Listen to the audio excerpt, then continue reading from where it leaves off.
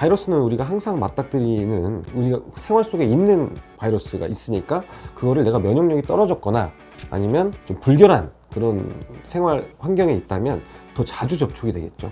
이거는 어떻게 보면 과거에도 이런 걸로 의학계에서 큰 다툼이 있었는데, 세균이나 바이러스가 문제냐 아니면 이 사람의 체질이 문제냐, 이런 경우, 이런 게 의학계에 어떻게 보면 화두였어요. 왜냐면 똑같이 어떤 사람들이 어디 갔다 왔는데 한 명은 병에 걸리고 한 명은 안 걸리잖아요. 똑같이 했는데, 그러니까 결국은 이 사람의 면역력이 좋으면 똑같이 생활을 해도 안 걸리고, 이 사람의 면역력이 나쁘면 똑같이 생활해도 걸리고, 이런 부분이 있어요. 그래서 감기에 왜 걸리냐 그러면 면역력이 낮아서 라고 하는 말도 정답이고, 내가 생활 관리를 잘못해서 라고 하는 것도 정답이에요.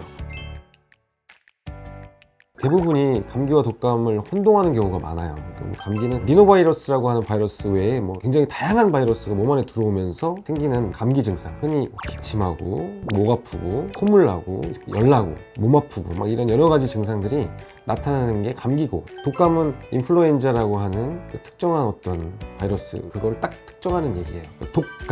독감이란 말이 독한 감기다 이런 말이잖아요. 그러니까 그 말 그대로 증상이 굉장히 독하죠. 그러니까 똑같은 비슷한 증상이 나타나는데 훨씬 더 강하고 더 길게 가는 양상이 있어요.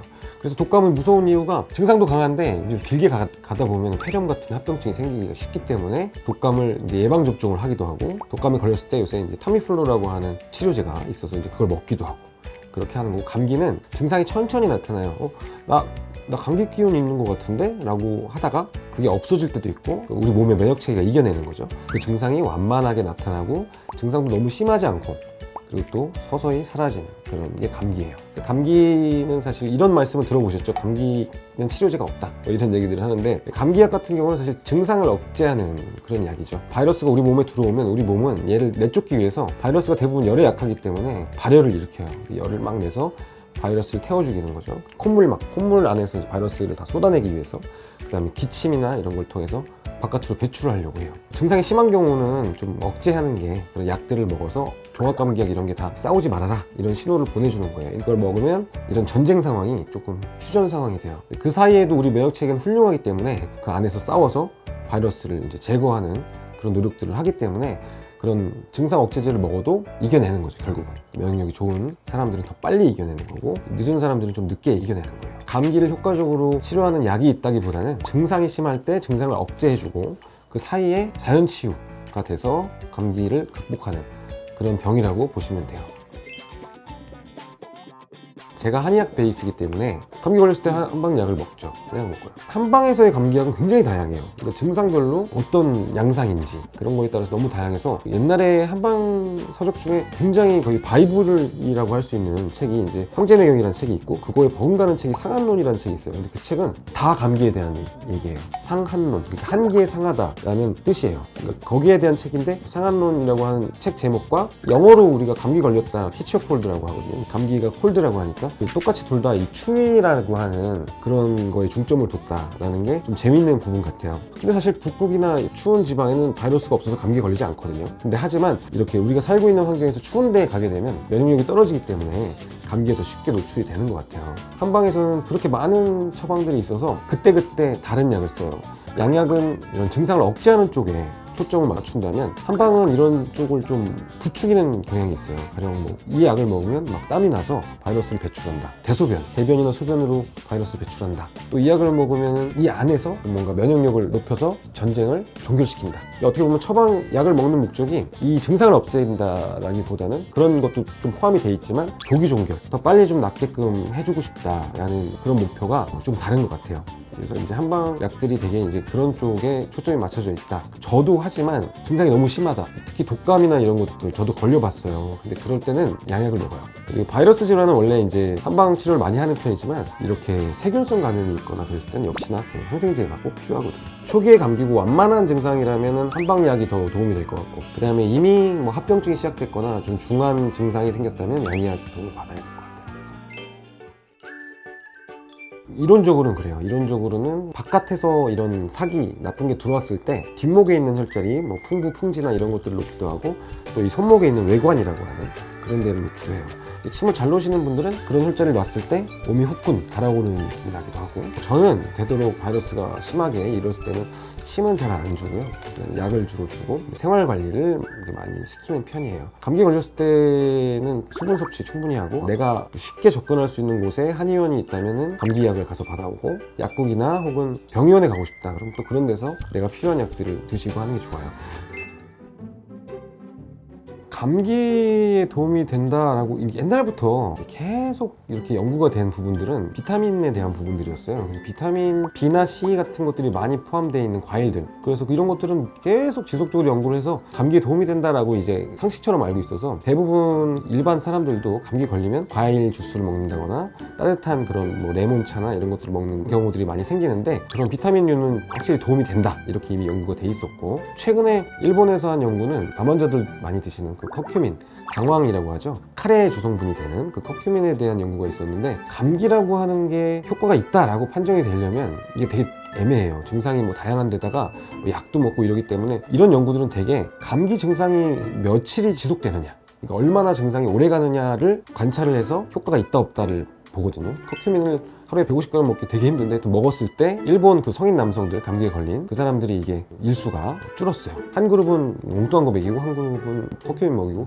했는데 분명한 차이를 보였기 때문에 커큐민이 효과가 좀 있었다.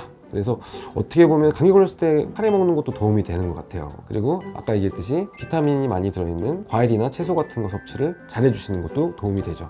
근데 위장관이 좋지 않은 사람이 아니라면 전통적인 우리 레몬, 생강차, 대추차 뭐 이런 것들 드시는 것도 도움이 되고요.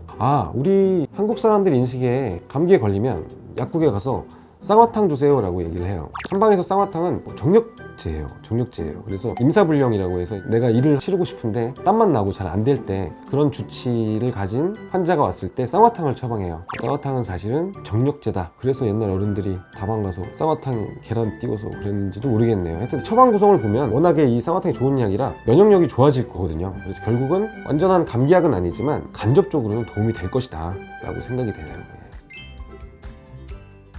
이제 비타민 B나 C 이런 것들 얘기했는데, 체질에 따라서 닭고기나 돼지고기나 뭐 이런 것들도 그 안에 여러 가지 단백질이나 비타민 같은 것들이 이 병을 회복하는 데 도움이 돼요. 그래서 보통 서양 같은 경우는 아프거나 이렇게 막 몸살 나고 힘들면 이제 집에서 닭고기 수프를 끓여주죠. 닭고기 같은 것도 실제로 도움이 되고, 우리나라 같은 경우도 환자분들, 우리 어르신들이 보면은 감기 걸리면 꼭 뜨뜻한 순댓국 같은 거 한 사발 하시거든요. 나는 감기 걸렸을 때 꼭 이 집에 와서 이렇게 매콤한 순댓국을 먹으면 감기가 떨어져 라고 생각하시는데, 사실 그게 정확하게 감기약이 될 수는 없겠지만, 이제 그 뜨거운 온도 그런 게 들어가면서 막 땀이 막 나거든요. 그래서 바이러스 배출되고, 이제 거기에 들어가 있는 여러 가지 영양분, 비타민, 그 다음에 단백질, 또 전해질, 뭐 이런 여러 가지 그런 음식들이 한 그릇 딱 먹고 나서 땀을 쫙 빼면 이제 좋아졌다 라고 하는 그런 느낌이 날 수 있는 것 같아요. 열이 많이 나는 경우에 그렇게 땀을 빼면 바로 열이 떨어지거든요. 해열제 기전도 사실 이렇게 발환을 시켜가지고 떨어뜨리는 건데, 그래서 그런 부분이 좀 도움이 된다라고 생각이 되고,